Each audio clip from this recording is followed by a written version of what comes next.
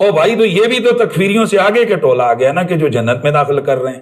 تو جیسے انہوں نے دین میں غلو کیا ہے کہ بغیر کسی دلیل کے وہ لوگوں کو اٹھا کر جہنم میں داخل کر رہے ہیں، اسی طرح یہ بھی غلو ہے. تو قبلہ پھر ہم مثلا بہت سے مفروضے کہتے ہیں، یہ سمجھنے کے لیے کہہ رہا ہوں، یعنی پھر عشرہ مبشرہ کیا ہے، وہ جنت کی دلیل ہے، یا پھر ایک نعرہ کہ ہر صحابی نبی جنتی، یہ بھی تو جنت کی دلیل آ گئی، اس کا کیا ہے؟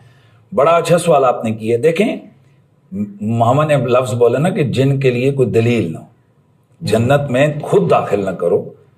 جن کی دلیل آ گئی رسول اللہ کی زبان سے، جن کو جنتی قرار دے دیا گیا، یہ قرآن نے جن کو جنتی قرار دے دیا گیا، وہ تو دلیل آ گئی.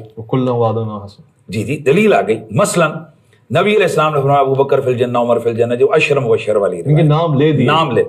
اب یہاں تھوڑی سی آپ بات کو سمجھیے. ہر صحابی نبی جنتی وہ یہ ہے کہ بھائی جو صحابی ہے وہ جنتی ہے، جو صحابی ہے وہ جنتی ہے. بڑی عام بڑی مشکل بات آپ نے چھڑوا دی ہے، لیکن چلیں کیا صحابی کون ہے یا نہیں ہے؟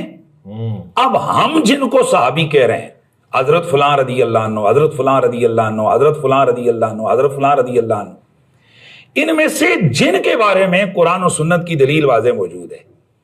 اب یہ جن کے حضور نے نام، یہ تو کنفرم ہو گیا نا جی کہ یہ تو پکے جنتی ہیں. اب رہ گیا باقی معاملہ، جو باقی سارے 1.25 لاکھ لوگ ہیں جن کو ہم نے رضی اللہ عنہ لکھا ہوا ہے. اب وہ کیا وہ رضی اللہ عنہ ہو قیامت کو بھی ہوں گے یا نہیں ہوں گے، یہ اللہ اور اس کا معاملہ ہے، یہ قیامت کو پتہ چلے گا. صحابی کہتے کس کو ہیں؟ جو اللہ کے رسول کی ایمان کی حالت میں زیارت کرے، نہ خاتمہ ایمان پہ. خاتمہ بھی ایمان. اب خاتمہ ایمان پہ ہو، یہ اللہ اور بندے کا معاملہ ہے، ہمیں تو معلوم ہی نہیں ہے کہ کس کا خاتمہ ایمان پہ ہوا نہیں، سوائے ان لوگوں کے جن کے بارے میں رسول اللہ نے نام لے کر. بھائی آپ نے مشکل آسان کر دی. صحابہ کرام علیہ رضوان کے بارے میں ہمارے یہاں بھی نعرہ لگایا جاتا ہے جنتی جنتی. تو کیا صحابہ بھی معصوم ہیں؟ اور اگر وہ معصوم نہیں ہیں تو پھر جنتی ہونے کا کیسے ابھی ہم دنیا میں ان کے بارے میں کہہ سکتے ہیں کہ وہ جنتی ہو گئے؟ کیونکہ یہ تو فیصلہ ہونا ہے. دیکھیں جنتی ہونا اور چیز ہے، معصوم ہونا اور چیز ہے، دونوں میں بہت زیادہ فرق ہے. ٹھیک ہے. معصوم جو ہیں وہ اللہ تعالیٰ کے فرشتے ہیں اور اللہ تعالیٰ کے نبی ہیں. ٹھیک. تو اہل سنت کا عقیدہ ہے وہ یہ ہے. اور ان کے علاوہ جو اولیاء کرام ہیں ان کے بارے میں یہ کہا جاتا ہے کہ وہ محفوظ ہیں. ٹھیک ہے. محفوظ کا مطلب یہ ہے کہ خطا سے ان کی حفاظت کی جاتی ہے. واہ اور خطا ہو جائے تو اس پہ برقرار نہیں رہنے دیا جاتا. ٹھیک. اور ان سے جو خطا ہونا یا گناہ ہونا جو ہے یہ شرعی اعتبار سے ناممکن نہیں. ہو سکتا ہے، ہوتا بھی ہے. اب جو جنتی ہونا ہے اس کا تعلق تو معصومیت کے ساتھ یوں نہیں ہے کہ جنت میں تو سارے مسلمان جائیں گے. ٹھیک ہے نا. تمام کے تمام مسلمان جو کلمہ پڑھنے والے ہیں اور ضروریات دین کا انکار نہیں کرتے، ان سب نے جنت جانا ہے. ایک تعداد ہے جس نے بغیر حساب کتاب کے جانا ہے، ایک وہ ہے جس نے حساب کے بعد ہی جانا ہے لیکن بغیر عذاب کے جانا ہے، ایک وہ ہے کہ جنہوں نے عذاب کے بعد جانا ہے لیکن سارے کے سارے جنت میں جائیں گے. تو اب یہ جو کیٹیگری ہے انبیاء علیہم الصلاۃ والسلام کی، یہ تو وراء الورا اور اعلیٰ و اولا. صحیح. لیکن وہ جو حدیث مبارک میں فرمایا کہ 70,000 افراد بغیر حساب کے جنت میں جائیں گے، معصوم تو نہیں. ٹھیک. پھر ہر ایک کے ساتھ مزید 70,000 بغیر حساب کے جائیں گے، یہ بھی معصوم نہیں. پھر حدیث میں فرمایا کہ جو لوگ یہ جنتر منتر نہیں کرتے اور جو لوگ وہ علاج بالکئی ایک قسم ہے وہ نہیں کرتے اور جو توکل کرنے والے ہیں یہ بغیر حساب کے جنت میں جائیں گے، یہ معصوم تو نہیں. اچھا، اسی طریقے سے جن کا حساب ہوگا لیکن پھر بھی وہ جنت میں چلے جائیں گے. اب اس میں اولیاء کرام بھی ہو سکتے ہیں اور اس میں غیر اولیاء کرام یعنی عام صالحین بھی ہو سکتے ہیں. اولیاء کرام کی ایک تعداد ہے جو بغیر حساب والی ہوگی اور ہو سکتا ہے کوئی وہ بھی ہو جو حساب والا ہو. صالحین میں سے کوئی بغیر حساب کتاب والا بھی ہوگا اور کوئی جو ہے وہ حساب والا بھی ہوگا.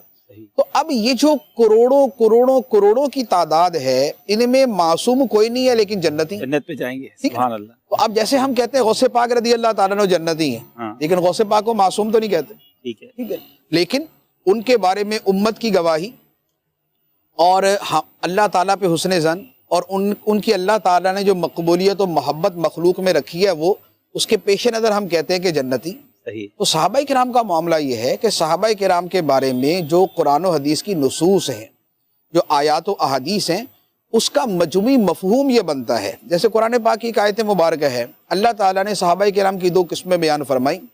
فتح مکہ سے پہلے جنہوں نے راہ خدا میں مال خرچ کیا اور جہاد کیا، اور فتح مکہ کے بعد جنہوں نے مال خرچ کیا اور جہاد کیا، یہ قبل الفتح اور بعد الفتح، یہ وہ والے صحابہ کرام۔ ٹھیک ہے، ان کے بارے میں اللہ تعالیٰ نے ان کا دونوں گروہوں کا تذکرہ کرنے کے بعد فرمایا وَكُلًّا وَعَدَ اللَّهُ الْحُسْنَى، ہائے ہائے، اور ان سب سے اللہ نے جنت کا وعدہ کر لیا۔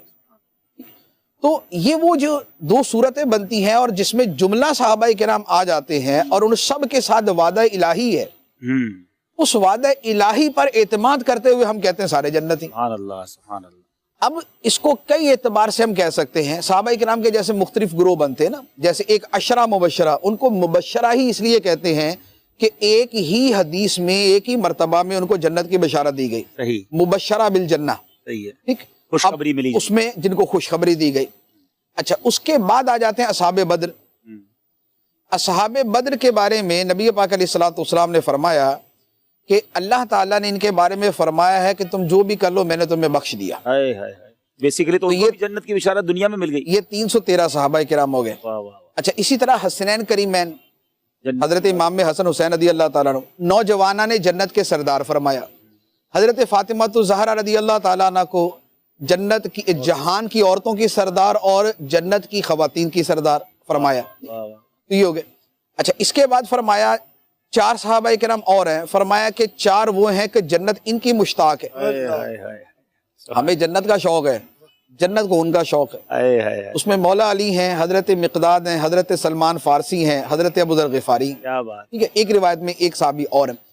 تو اب یہ وہ والی صحابہ کرام ہو گئے۔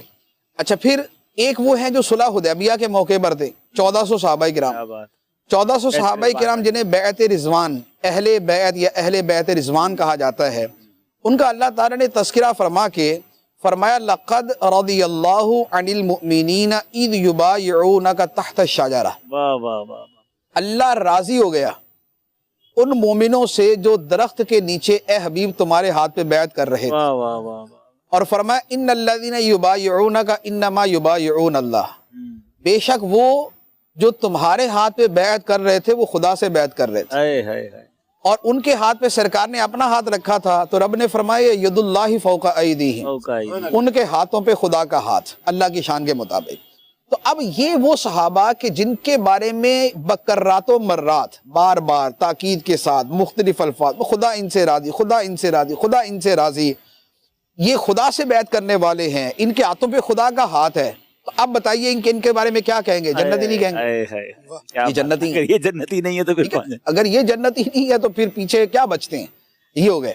اچھا، اس کے بعد قرآن پاک کے اندر اللہ تعالیٰ نے ایک اور آیت مبارکہ ہے جس میں اگلوں پچھلوں سارے صحابہ کرام کو جنتی اور ان کو جو ہے وہ اپنی رضا کا مشتاق سنایا ہے۔